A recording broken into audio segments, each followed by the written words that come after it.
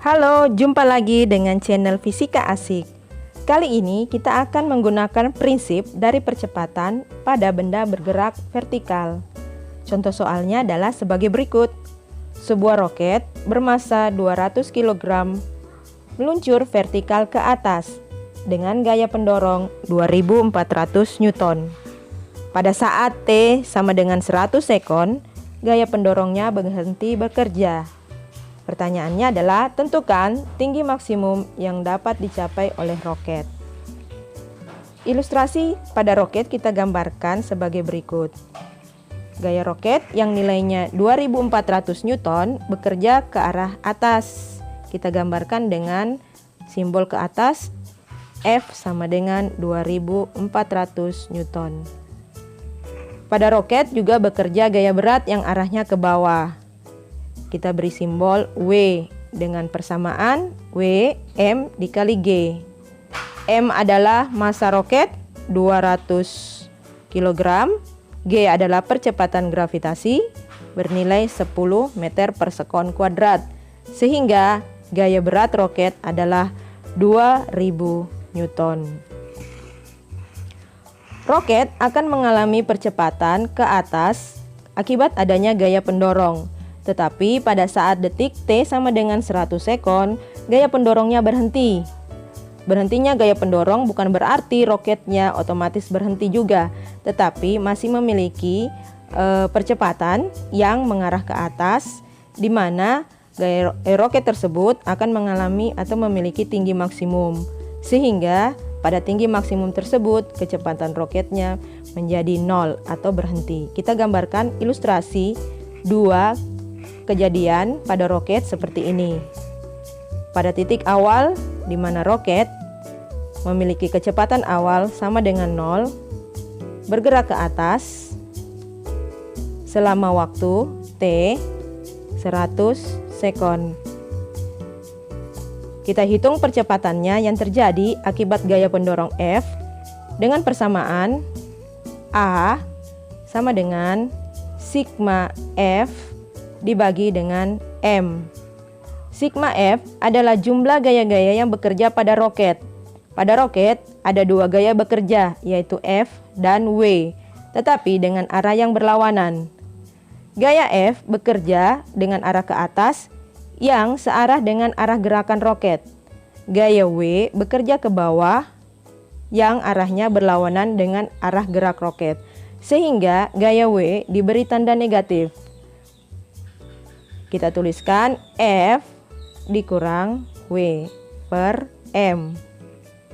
Kita masukkan nilainya atau angkanya 2400 dikurangi 2000 dibagi 200. Nilai yang didapatkan adalah 400 dibagi 200. Nilainya percepatannya adalah 2 meter per sekon kuadrat.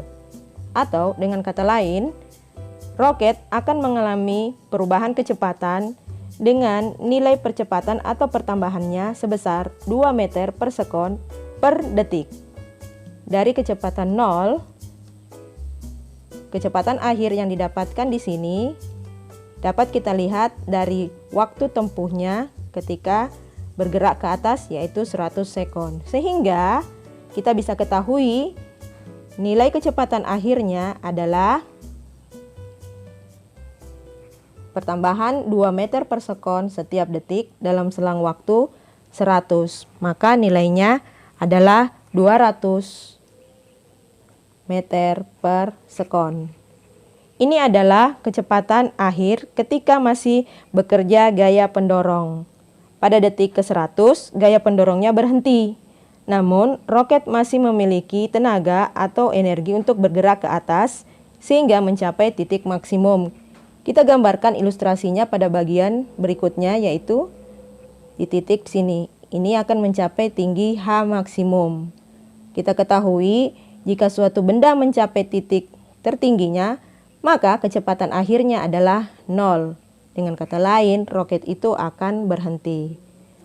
Nah, pada kasus atau gerak yang kedua ini, Kecepatan akhir yang nilai 200 meter per sekon tadi merupakan kecepatan awal, di mana ketika bergerak ke atas, percepatannya yang bekerja adalah percepatan gravitasi G, yang nilainya adalah 10 meter per sekon setiap detiknya.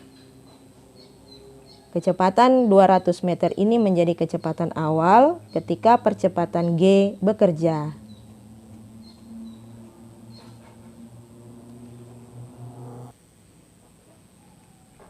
Berapa waktu tempuh yang digunakan oleh roket ketika bergerak dengan kecepatan 200 menjadi 0?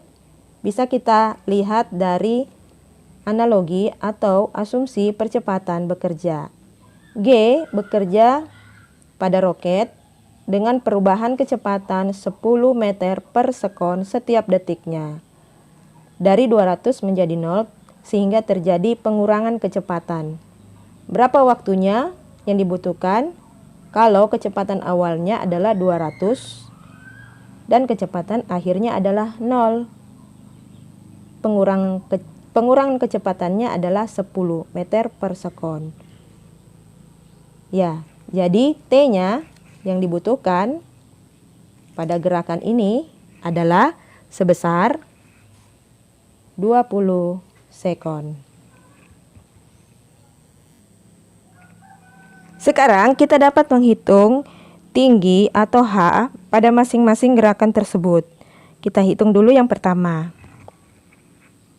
Persamaan umum untuk menghitung jarak H itu sama dengan kecepatan rata-rata dikali dengan waktu tempuhnya atau T. Pada H yang pertama, kecepatan rata-ratanya bisa kita tentukan dengan melihat perubahan kecepatannya.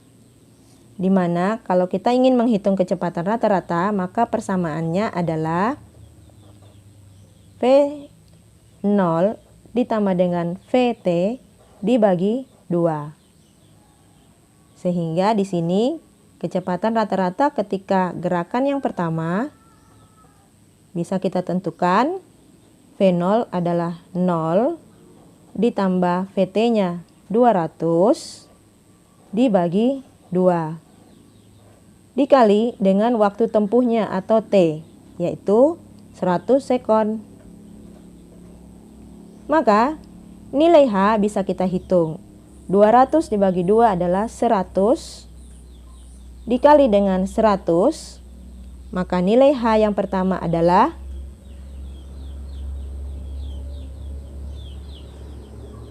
10.000 meter.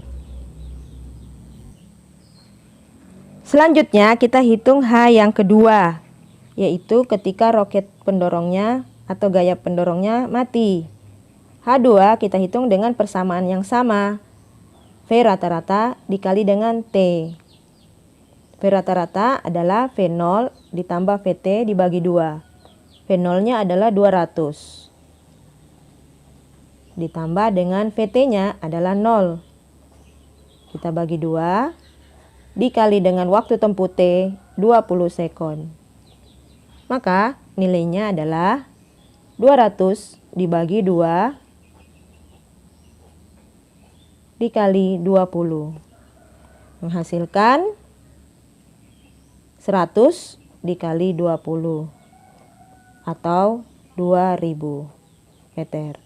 Maka tinggi maksimum adalah total keseluruhan dari H1 dan H2. Kita dapatkan adalah 10.000 ditambah 2.000, maka nilainya adalah H maksimal